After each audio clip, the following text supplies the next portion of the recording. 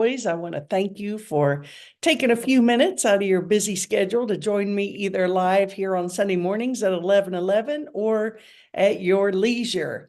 And as always, I am very grateful if you choose to pass this along, share it with your friends on Facebook or the link from YouTube or whatever. If you feel moved to do so, that's awesome. And if not, that's awesome too. So, on and upward here with the conversation today on the golden rule and how I chose that. Actually, we'll get to that in just a minute, but I want to let you know about some upcoming things I have going on. And this week on Wednesday at 5 p.m. on my Heart to Heart Soulful Conversation, I have a terrific guest, Shelley Entine. She's an astrologer, an aromatherapist, and an author of a series of beautiful books. And we're going to talk about all of the above. And she's just a neat lady. I've known her a long time, and I'm sure it'll be a great conversation. So looking forward to that, and hope you'll join us at 5 o'clock right here on Heart to Heart Soulful Conversation. Also, as always, the prayer ministry is ready to support you in any way we can. And if you have any prayer requests, just feel free to go to my website, charlottemcginnis.com. On the homepage, there's a prayer ministry link you can click onto, and then submit your prayer, and we will be praying for the greatest degree of love, praying for only good to unfold. So feel free to make any request you feel necessary. And as always, our Course in Miracles group is fabulous on Friday at 11 a.m. Been going on for a long time, and just a great group, and really deep, insightful, considerate conversations, and a group of people who really want to live from a higher perspective. And it's wonderful. All are welcome to join us, so please do. Okie doke. So, what prompted this talk, actually, there's been a lot of thoughts, some positive, some not in favor of, the decision in Louisiana to post the 10 Commandments in all the schools. And I'm not here to give say it's a good or bad decision by any means, but I will say that I do feel that looking back, when God, or I will say love, was present in school, schools seem to be a lot more peaceful, more considerate, more kind, and a place of safety. And that's not the case. And people say that we need to keep that line of church and state separate, which I can understand and agree, because I honor all paths, all religions, all spiritual truths. And I understand that. So how do you embrace and invite all of these into the school? Well, I think that bringing love into the school, and the golden rule, which everybody's been posting, the golden rule for all the world's religions and thought systems, and really what that means. And wouldn't that be a nice posting to have in all the schools? I agree. I think it's fabulous. But I want to back up a little bit. I remember when I was younger, and you all probably do too that are in my genre here, the principal would get on the little speaker every morning, at least in Huntington, West Virginia, and we would stand up and do our Pledge of Allegiance, and which I thought was a beautiful thing. And we would also, he would say, please close your eyes for prayer or silent contemplation. So it was not a religious offering, but rather silent contemplation or prayer. And through that, I think it was an opportunity, looking back, for us to really just be still, set an intention, sort of get grounded for the day ahead. And when they took that out of the schools, I feel like that we have suffered to a great degree, because it gave us a sense of direction and connection to peace, and an opportunity to contemplate how we move forward in the day.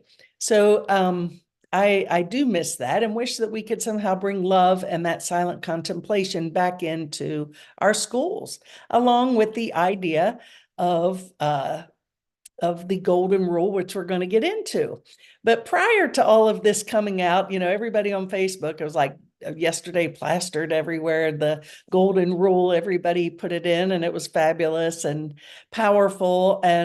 But interestingly, prior to that, Wednesday, in our book study, which has been beyond fabulous, it's Sermon on the Mount by Emmett Fox. It's been a game changer for all of us. It's really been a deep, profound experience, and really been a remarkable group.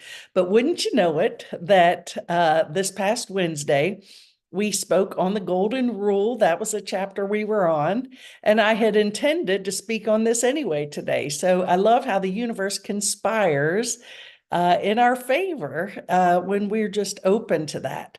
So, and I want to just make sure you all understand, just one of my corny jokes here, that the golden rule that we're speaking of is not whoever has the gold makes the rules, even though it does seem that way sometimes, doesn't it?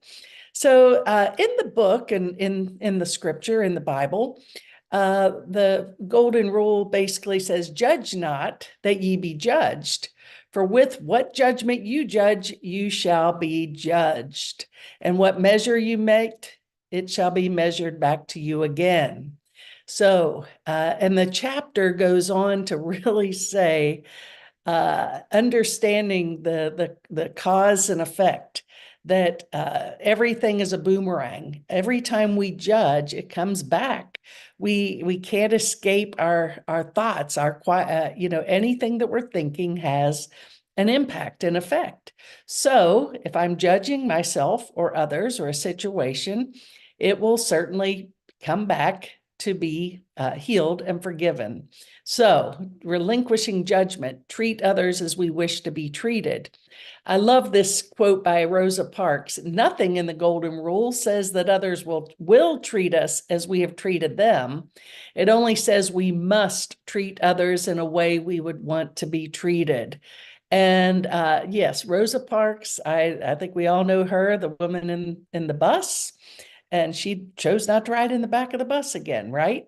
So I will tell you, and I don't know if this was photoshopped or not, but there was a picture on Facebook of a huge, one of those huge road signs, Rosa Park Avenue, and the whole metal pole and the sign had fallen on top of a bus. And it said something to the effect, well, this is Rosa Parks karma, right? So anyway, just another one of my corny jokes, but that being said, it doesn't say that we have to treat others as we have that others will treat us as we treat them, because as we all know, we've treated some people very kindly, and they have, for one reason or another, opted not to respond in kind. But understand that it may not be that person or that situation that responds to us in kind, but everything has a vibration. So what we're putting out there may not come back from that situation or person, but will come back somehow, some way. So we have to learn to give selflessly and fully, without attachment, without agenda. My shirt, kindness is free. That is so true. Kindness is an aspect of, don't we all want to be kind and be treated in kindness? So the golden rule, and excuse me, in other religions, there really is a context of this in every major religion, philosophy, teaching. So the Buddhists say, hurt not others with that which pains yourself. Christianity, do unto others as you would have them do unto you. Hindus, treat others as you would like yourself to be treated. Islam, do unto all men as you would wish have to be done to you. Judaism, what you yourself hate, do to no man. And Native Americans, of course, live in harmony, for we're all related. And I think That's so powerful. All of those statements are powerful. And the idea that we are, when we understand I and my brother are one, okay, and any attack on a brother is an attack on myself. And as we talk about often in the Course of Miracles, the the last act in the dream, okay, or the play that we're playing here on planet Earth is holding our brother's hand, and no one is exempt. And I always look at this or think of this as this: we're all holding hands around Mother Earth, we're all smiling. We've been the victim, we've been the victimizer, we've been kind, we've been unkind, but we've sort of somehow all resolved all of it and understand that the final awakening, to awaken from this dream where the universe disappears and all that is left is heaven, which is the totality of love and non-duality, then everyone goes. No one is exempt. So I say this often because I have to remind myself too, who am I not letting into my heart space today? So I want to share some key points from what we learned this week in the Sermon on the Mount, what we discussed, and it's called the law of retribution. And the Sermon on the Mount is a short section that contains only 5 verses and about only 100 words. Yet it is the most staggering document ever presented to mankind. It explains the meaning of life and the importance of conduct. And it is far more important that a person be taught these 5 verses more than anything else. The law of retribution is a law that states, as we think, as we speak and act towards others, so will others think, speak, and act towards us. Anything and everything we do unto others will be done to us by someone, somewhere. The law is a poor law that does not work both ways. It's equally true that for every good deed you do and for every kind word you speak, you will receive an equivalent. The golden rule is scientific. The golden rule is scientific Christianity, is to think about others as how you would want them to think about you. The observance of this rule becomes a very serious duty, as it is a debt of honor. The Christ comes into the world to redeem and save it. So we have to bring Christ consciousness, which is the scientific power. That's when we get into our Christ mind, a serious duty, right?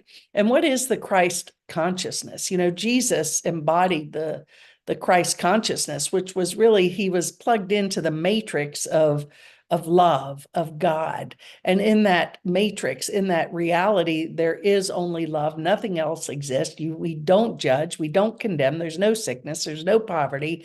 There's just the totality of everything good. And one thing to remember, that there is nothing in this dream or in this world that can even be a glimpse of what that is. And just a reminder, as I often say, we throw away the keys to the kingdom of heaven for, as I talked about last week, we argue for our limitations. We have to be right. We blame, we judge, we condemn, we separate. And anytime I hold a grievance towards another, then I'm keeping the fires of separation and duality alive. I'll share something else. I was just watching something on TV this morning. Actually, I watched the morning show most Sunday mornings on CBS. By the way, if you didn't watch it, it was really cool. The first section was about The Sopranos, a 25th anniversary of The Sopranos. And that was an awesome show, and it was neat to see the cast. See, I sometimes go down these rabbit holes.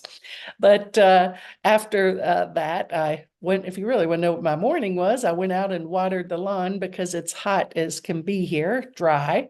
So I did that for an hour and came back and watched another show talking about the debates on Thursday, the debate between former President Trump and President Biden. And it's sure to be interesting. I would offer everybody out there, uh, we may have a preference, and that's wonderful, but really just bless the situation. Just send the light and love of God into both of those men's hearts, and the greatest degree of love to unfold, and thy will be done, rather than immediately taken aside, pitting against the other, getting angry, getting upset. Just send blessing, and let's see what could transpire through blessing rather than condemnation. So back to the section here, the higher law of spirit overrides the lower laws of physical and mental planes.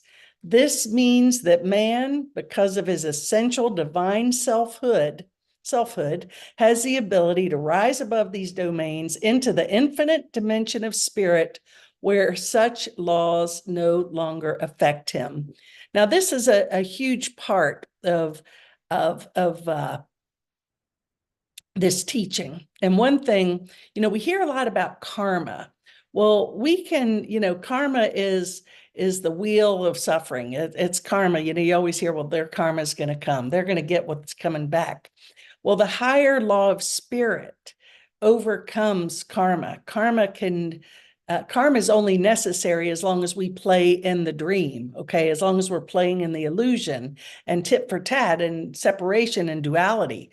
But the higher law of spirit, which is the Christ mind, overrides the lower laws of the physical and mental planes. That's our programs, the physicality of the world. And this means that man, because of his essential divine selfhood, has the ability to rise above these domains into the infinite dimensions of spirit, where such laws no longer affect him. So Jesus came here, as other ascended enlightened masters have. They overcame the world. They were in the world, not of the world. Jesus came as a teacher, elder brother, teacher, friend, to teach us that the physical is not what's real. It's our soul, it's our spirit that's changeless, formless, and eternal. And the laws of God, the Christ mind, overcome the laws of the world. Very powerful, something to think about. And then karma disappears because I've stepped off that wheel, right? I've stepped out. I've chosen to overcome the world. I've let go of my need to fix anything, and I've surrendered to truth, non-duality. So the consequences of a mistake are not to be cheaply evaded by a perfunctory prayer when sufficient prayer or treatment has been done so that the sinner or the mistake becomes a changed person and will not even desire to repeat the mistakes. Then we are healed, we're saved. And eventually, when we do this scientific prayer, tap into the higher mind, forgive, understand the laws of the universe, okay? And then we are saved, okay? Saved from the pain and suffering of duality and judgment and suffering and pain and sickness, right? So it's a good thing. So let go of the little stuff. What do they say? Don't sweat the small stuff, and it's all small stuff. There's a bigger plan if we would just tap into it. I know that years ago, maybe 30, I read a book called The Impersonal Life. And I liked the title because what it was really saying is, don't take anything personally, okay? Fast forward to the Four Agreements, right? But nothing is really personal. It's looking at the universe as more as the laws of nature, the laws of God. And so what we're emitting and what we're receiving are not personal. They're just laws fulfilling themselves. So we can, put out crap, you get crap back, right? Put out love, you get love back. Think abundantly, you are abundant. Think healthy, happy thoughts, you're healthy. There's a lot of things that, are laws of nature. But we are here to also, and to not take anything personal, because it's not. And actually, all those things we judge as bad are really opportunities for healing and forgiveness. They're just lessons. It's not anything to think, oh God, I'm a terrible person. I've manifested this, or I've created this, or I've done this. It's not. It's just the universe gently tapping us on the shoulder saying, here's where you still have a little forgiveness or healing work to do. Be still, go inside and ask, okay, what is this about? What can I learn from this? What is the lesson here? That's all it is, impersonal. So practicing these laws and the golden rule, they're not sacrifice. It's not a sacrifice at all, but rather an investment in our soul. And it's exciting. Mahatma Gandhi, who be the change you want to see in the world, a fabulous spiritual warrior who walked the planet in peace, and I would say he was very enlightened. He says the golden rule of conduct is mutual toleration, seeing we will never think and we'll never think alike, and we shall see the truth in fragment, in form from different angles of vision. So, it's just mutual toleration. Yeah. Back to the debates. Okay. Bless it all. Mutually tolerate. I don't focus on what we want rather than bashing what we don't like. Be the change we want to see in the world. Quit beating up the other person. I guess I've got some healing to do on this because I do it myself. And I recognize others who are walking a conscious spiritual path who carry such strong feelings of separation and judgment about certain issues. And I'm like, well, I'll just speak for myself. Why is that triggering me? Why does that person or that situation, why is that upsetting to me? You want to win the game of life. It's when we wake up and are able to see that this is a big play, and those characters playing the role that are triggering us, okay, are there to teach us a deeper level of forgiveness so that we can wake up from this dream. So invite the Holy Spirit into your mind, into your thoughts, into your actions more often, and you will begin to see the world differently. So I love this quote from Deepak Chopra. If we contemplate the golden rule, it turns out to be an injunction to live by grace rather than by what we think other people deserve. So if we practice a golden rule, everybody wins. Not they deserve jail, they're vengeance, they're bad, they're good. Grace, I love that. An injunction to live by grace. So, as we sort of wind down here today, it is as it was stated in the book that we're studying, Sermon on the Mount, Emmett Fox. By the way, I believe, we're not sure yet, but the group will continue. Everyone's always welcome to join. We're looking at a couple of options. I'll let you know what we do choose, but it'll probably be starting off, take a month off or so, and then start back up in September or something. So if you're interested, certainly let me know. It'll be on the website and I'll put it out. But a few things winding down is if we don't manage to implement the golden rule globally so that we treat all people, wherever and whoever they may be, as though they were as important as ourselves, I doubt we'll have a viable world on hand to hand on to the next generation. So, we need to implement this golden rule globally. See our brother as ourselves. Everyone is important as ourselves. No one's less important or more important.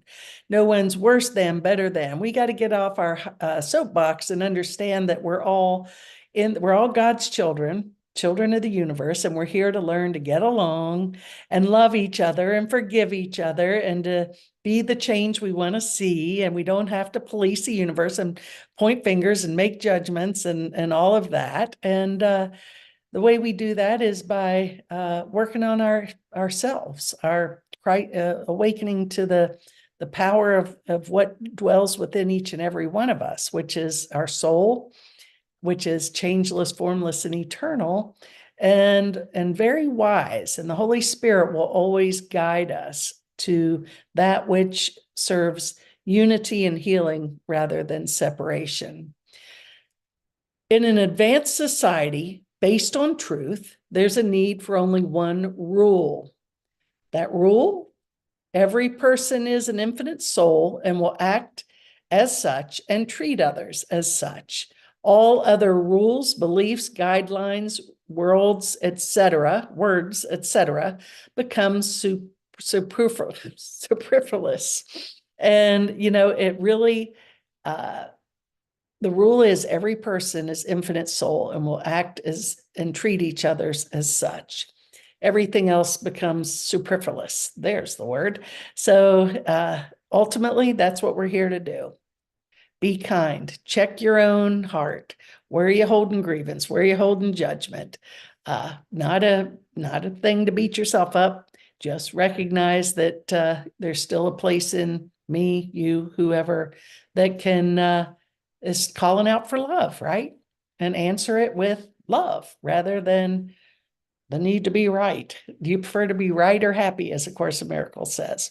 And I'll close with a quote from Marianne Williamson, just in case you forgot. Thought is cause, experience is effect. If you don't like the effects of your life, change the nature of your thinking. So everything out here, how we see the world, is nothing more, nothing less than a reflection of what's in my heart and in my mind. Are you seeing a world of love and forgiveness and compassion and peace, or are you seeing one of duality, separation, and anger? Whatever it is, what a man soweth in his heart, as a man thinketh, as a man or woman thinketh, so shall our lives be. Well, thank you guys always for tuning in, and it's always my pleasure, and I enjoy this. And if you'd like to pass it along, please do so. Submit your prayers, and meantime, have a great week, many blessings, and see you next Sunday, if not sooner. Namaste.